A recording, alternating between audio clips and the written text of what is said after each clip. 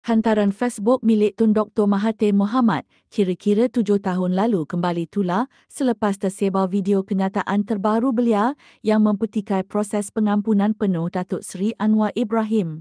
Hantaran yang dimuat naik pada 16 Mei tahun 2018 itu memaparkan beberapa keping gambar Mahathir sewaktu menghadiri mesyuarat Lembaga Pengampunan di Istana Negara. Perkongsian semula hantaran itu susulan pemimpin pembangkang memuat naik rakaman video Mahathir yang antara lain mendakwa beliau menandatangani dokumen berkaitan pengampunan Anwar tanpa melalui mesyuarat Lembaga Pengampunan dan tanpa nasihat Peguam Negara. Dakwaan itu mencetuskan reaksi segera daripada AGC yang dalam satu kenyataan menegaskan bahawa mesyuarat Lembaga Pengampunan bagi Wilayah Persekutuan Kuala Lumpur, Labuan dan Putrajaya kali ke-51 telah diadakan pada pagi 16 Mei tahun 2018 dipengerusikan oleh Seri Paduka Baginda Yang di-Pertuan Agong 15 Sultan Muhammad Kelima dan turut dihadiri oleh Mahathir sendiri selaku Perdana Menteri ketika itu. AGC turut memandang serius kenyataan yang boleh mengelirukan masyarakat mengenai keputusan Lembaga Pengampunan